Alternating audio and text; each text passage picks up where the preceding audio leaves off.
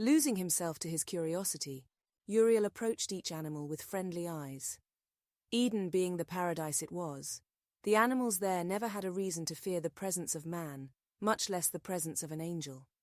Trouble, care, and every bout of negativity Uriel might have felt in his short life flitted away at the chance to stroke, pet, and experience these creatures of God. That was until he spied a figure standing at the tree line, just beyond the very edge of the plains. At first Uriel paid it no mind as it seemed to linger in the shadow of the trees. Then, as if emerging from a daze, Uriel recognized that this humanoid shadow did not have wings upon its back, which meant it was no angel that watched him. As the shade began to move, a seething fear took him, and the angel concealed himself in the tall grass. For all the angel knew, this shape was another human foreigner sent to the garden with a sword in hand. At this thought, Uriel felt for the hilt of his sword, and for a brief moment felt relieved to find it. That was until he realized that he had next to no experience in swinging such a weapon.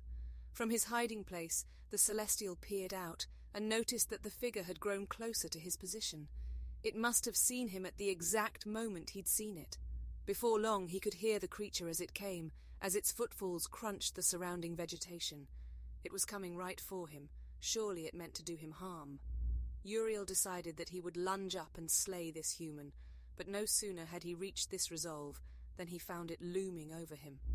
"I know you," a womanly voice chirped happily. "Why do you hide in the grass? Is it some game?"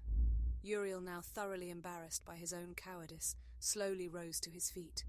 There before him now was Lilith, just as bright and beautiful as she was when he first saw her. As he was before, Uriel was rendered silent by the very sight of her. For a second the angel looked poised to speak, until a slight breeze carried the scent of her hair to his nostrils. They were words enough to express the desperate longing, but he dare not say them. Instead, for nearly a minute, he stood and allowed his eyes to drink in the entirety of Lilith's being. Those curly ebony locks beckoned him.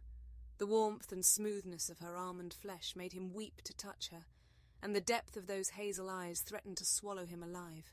And yet, while the war for Uriel's soul and senses waged silently beneath the surface, Lilith was blissfully unaware. "Have the others come with you?" Her voice shook him back to consciousness.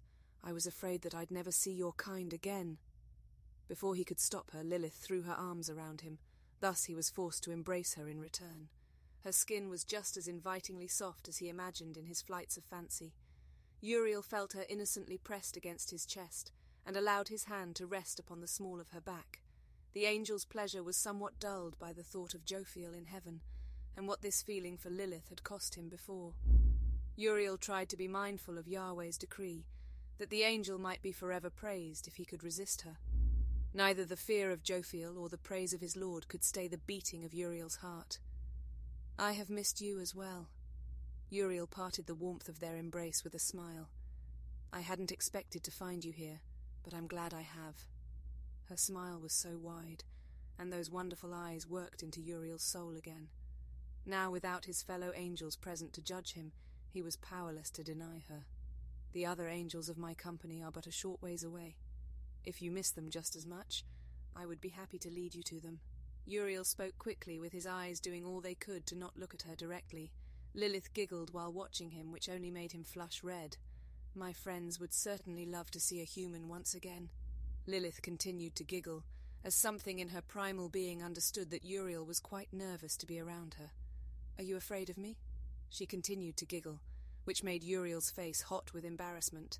"You are bigger than me, you are stronger than me, and your wings make you fly like a bird. Why should you be in fear of me?" As she drew in closer, Uriel recoiled, which of course only served to amuse the human even more. "Truly, I'm not so scary." Uriel knew that Lilith was nothing to be afraid of, yet the idea of her was positively terrifying. Something in his eyes must have indicated his discomfort, and this time it caused Lilith to frown. Uriel, not wanting to upset her, sprung to life and took Lilith by the hand. "You are quite right.